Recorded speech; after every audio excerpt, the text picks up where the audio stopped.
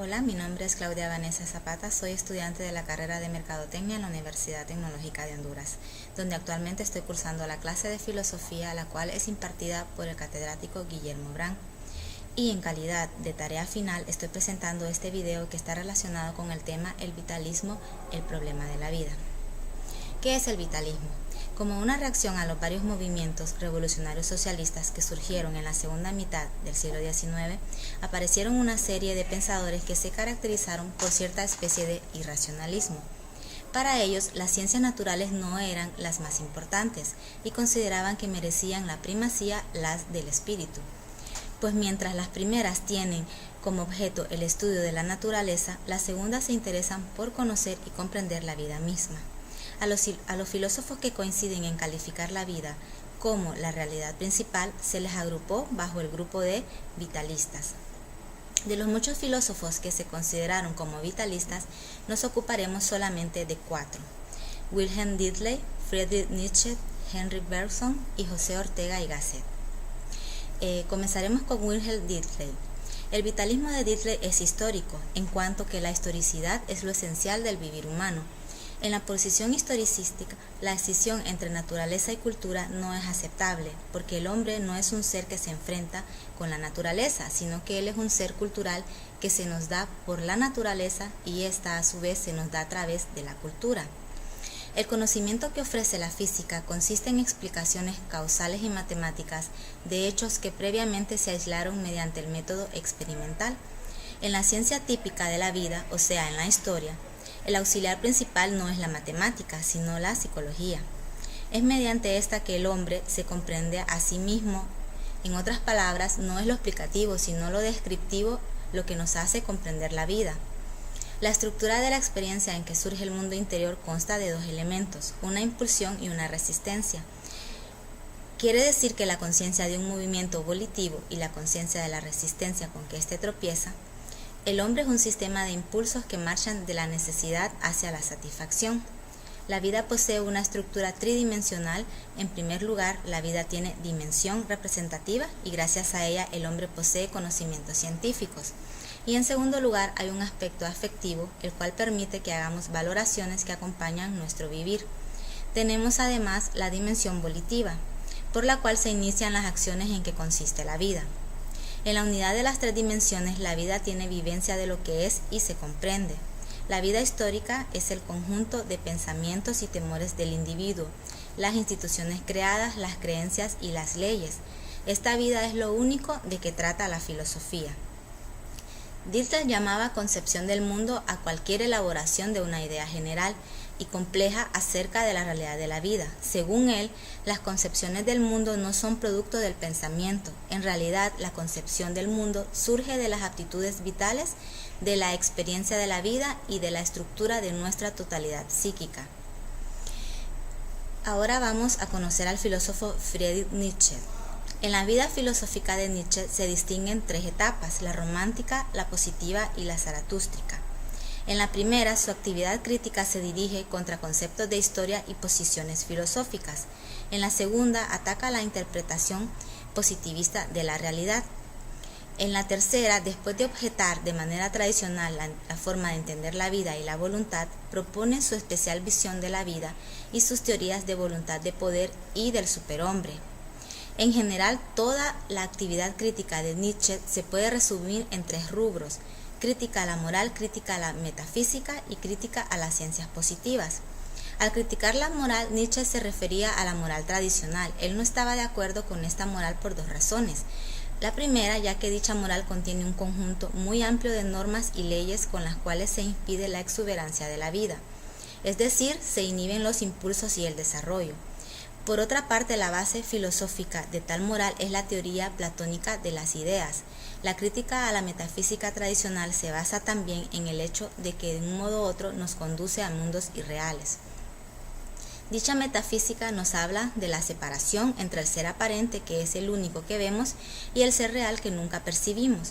A este se le hace consistir en entidades que están fuera de nuestro alcance, como las de esencia y sustancia. Entre estas entidades, la metafísica pone especialmente una, la del ser infinito, que es Dios. Nietzsche no ataca directamente a las ciencias, sino a la metodología que manejan, en especial a la matematización. Además, las ciencias positivas pretenden explicarlo todo mediante leyes, pero una ley de la naturaleza no es algo que conozcamos. Conocemos únicamente sus efectos y su relación con otras leyes, de las cuales igualmente no tenemos conocimiento. Según Nietzsche, es que la realidad del mundo como tal es múltiple, así como múltiple es el ser del hombre. Para la mejor interpretación de la realidad, él propuso 3 nuevas ideas, una acerca de la verdad, otra acerca del lenguaje y la última acerca de los valores. Según Nietzsche, la verdad o la falsedad que hay en un juicio han sido hasta ahora el criterio para que a ese juicio se le acepte o se le rechace. La segunda idea se refiere al lenguaje que empleamos para hablar del ser. Se nos ha acostumbrado a valernos de conceptos o categorías cuando nos referimos a la realidad. Él sugirió que en lugar de conceptos recurramos al poder de la imaginación y nos valgamos de la metáfora. La tercera idea, que hace referencia a los valores, según él, la tabla de valores debe de transmutarse teniendo en cuenta que lo más valioso de la realidad es la vida. ¿Cómo entendía Nietzsche la vida? Según él, la vida humana debe entenderse en su totalidad, es decir, en su dimensión natural como un complicado conjunto de impulsos, pasiones y capacidades, pero también debe verse en su aspecto de vivencia existencial, o sea, como proyecto constante de superación y de creación, como ansia de sobresalir para no ser uno más del rebaño. La voluntad de poder es voluntad de vivir, pero de vivir la vida total en todas sus dimensiones. Para esto, la voluntad de poder tiene que transmutar los valores con la conciencia de que lo único bueno es lo que favorece y eleva el desarrollo de la vida. La voluntad de poder debe estar dispuesta a ayudar a los débiles y a los fracasados, para que rápidamente sucumban y perezcan. Por tal razón, Nietzsche no estaba de acuerdo con la moral cristiana, a la cual calificó como moral de esclavos. El superhombre de Nietzsche puede entenderse en 2 sentidos, individual y social. El superhombre en sentido social se refiere a la creación de una nueva cultura, a nuevas tablas de valores fincadas sobre una mejor afirmación de la vida.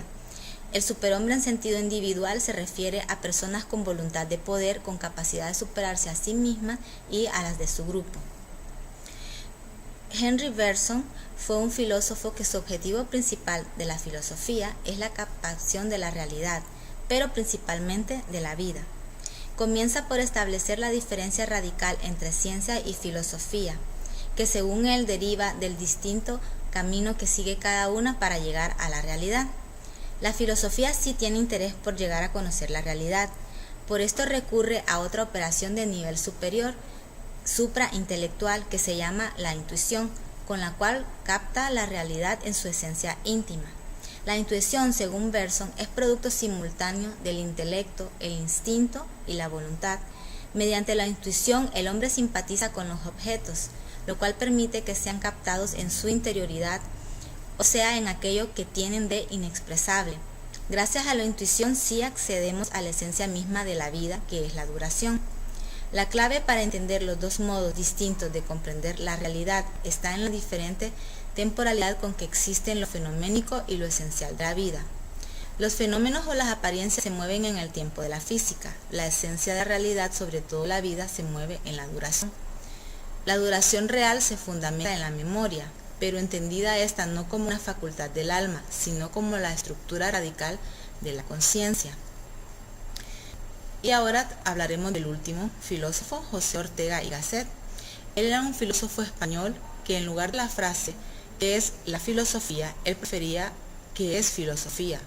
Según Ortega, la filosofía no es algo que el hombre produzca por razones de utilidad o de capricho, sino que es algo constitutivamente necesario al intelecto, ya que éste por su propia esencia tiende a buscar la verdad del todo como tal. Ortega insistía en que la filosofía es un conocimiento teórico, es decir, un conjunto conceptual. Esta última característica permite distinguir la filosofía del misticismo, el cual hace contacto con lo indecible, lo inefable. Para facilitar la comprensión de la vida, Ortega nos presentó 7 categorías, pero él aclaró cuando hablaba de la vida, no se refería a la otra vida, o a la vida del físico o el místico, sino a esta, a la mía, a la vida humana. El primero era vivir es encontrarse en el mundo, pero en el mundo del que yo vivo y del cual tengo conciencia.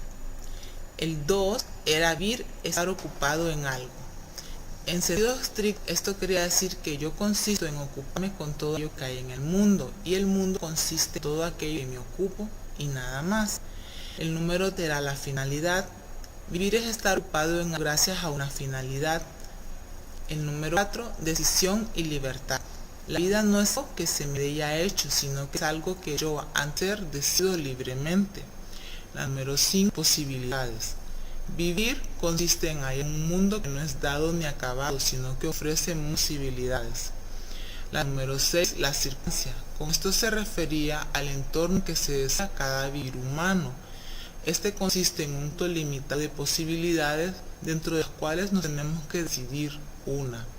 La número 7, temporalidad.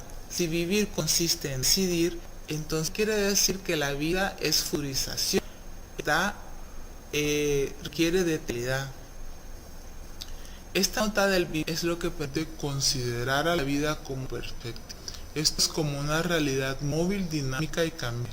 El conocimiento integral de la vida no se obtiene en medio de la razón pura de los racionalistas, sino desde la razón vital.